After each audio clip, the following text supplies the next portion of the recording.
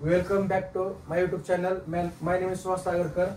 Today new topic grammar superlative degree to positive degree. म्हणजे आता आपण आपल्याला वाक्य दिलंय सुपरलेटिव्ह डिग्री मध्ये त्याचं कन्वर्ट करायचं आपल्याला पॉझिटिव्ह डिग्री मध्ये.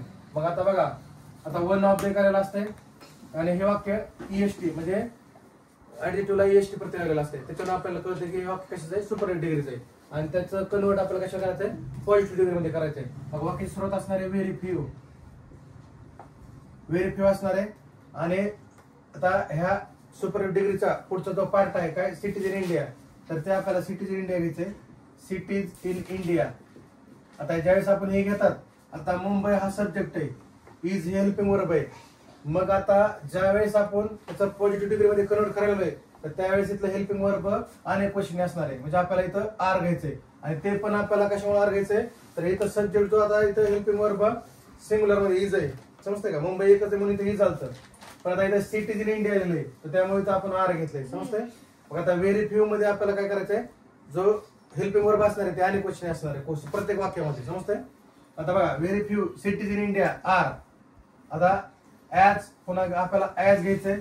आता लार्जेस्ट सुपर डिग्री आहे ते आता आपल्याला पॉझिटिव्ह डिग्री करायची तर आपल्याला पॉझिटिव्ह डिग्री करताना ऍज लार्ज ऍज आणि वाक्याचा सब्जेक्ट आहे तो कोणता आहे पहिल्यांदा आलेला तो शेवटी घ्यायचा मुंबई. म्हणजे वाक्य काय झालं बघा very few cities in India are as large as Mumbai. समजतंय. परत दुसरं वाक्य बघा आता व्हेरी फ्यू आता फर्टाईलचा पुढचा पार्ट कोणता आहे region in the world regions in the world. आता परत इथं इज आलंय त्यामुळे आपल्याला इथं आर घ्यायचंय. म्हणजे व्हेरी फ्यूच्या वाक्यामध्ये हेल्पिंग वर्ब नेहमी कसं असणार आहे अनेक क्वेश्चन मध्ये असणार आहे त्यामुळे आता आपण इथं आर घेतला आणि आरच का घेतलं कारण इथं प्रेझेंट टेन्स आहे तर त्यामुळे इथं आपण आर घेतला. तर इथं खाली वाक्य आलंय पास्ट टेन्सचं. समजतंय. Very few region in the world are पुन्हा काय येणार ऍज फर्टाईल ऍज आणि वाक्याचा सब्जेक्ट जो आहे तो शेवट काय इट. समजतंय. तिसरं काय lead is one of the heaviest all the metals. आता सुरुवातीला काय करायचंय व्हेरी फ्यू ऑल मेटल्स पुन्हा काय येईल आणि आर येईल ऍज. आता इथं पॉझिटिव्ह काय येते हिवेस्टची हेवी ऍज लीड. समजतंय.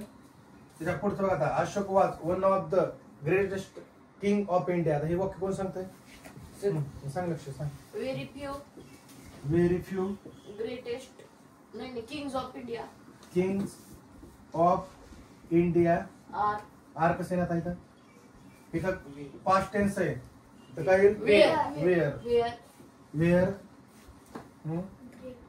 ऍज ग्रेट एस हा आणि वाक्याचा सब्जेक्ट काय अशोक.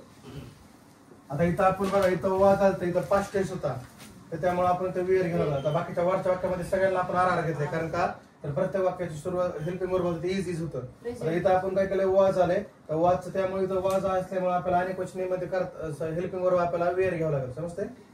परत बघा diamond is one of the most attractive all the metals. कोण सांगतंय हा सांग. Very few all metals are as attractive as diamond.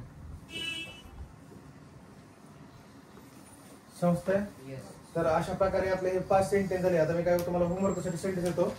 तर आजचा आपण जे टॉपिक घेतलेला आहे तो कोणता आहे सुपरलेटिव्ह टू पॉझिटिव्ह डिग्री आणि वाक्याची सुरुवात कशी झाली व्हेरी फ्यू न. समजतंय.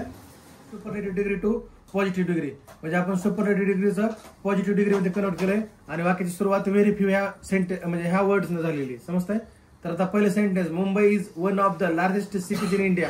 कोण सांगतंय हा सांग. हा हे साहिल वाक्याची सुरुवात फॉर्म्युलाच्या नुसार व्हेरी फ्यू न करावी.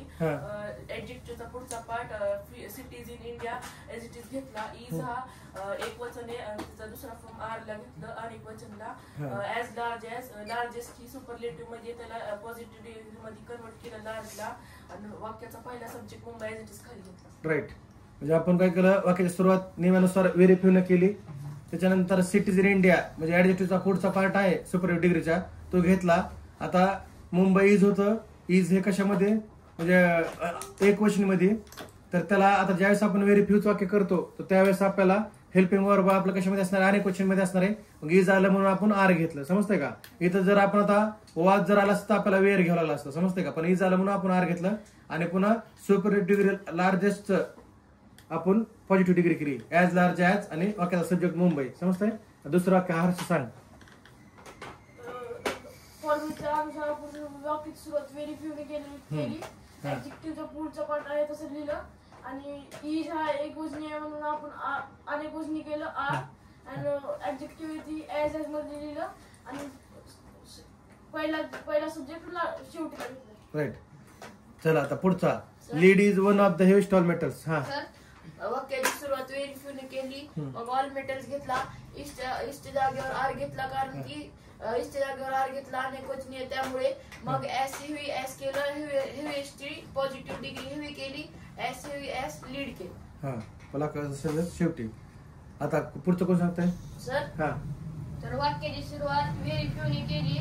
हा मग ग्रेटेस्ट पुढचं किंग ऑफ इंडिया घेतलं. हा वाज आलाय त्याला वेअर घेतलं. हा ऍज त्याला ग्रेटेस्ट आल्या त्याला सुपरलेटिव्ह पॉझिटिव्ह डिग्री मध्ये केलं ऍज पॉझिटिव्ह डिग्री केलं. ग्रेट ऍज आणि वाक्याचा सब्जेक्ट घेतला अशोक पहिला. हा राईट. समजतंय?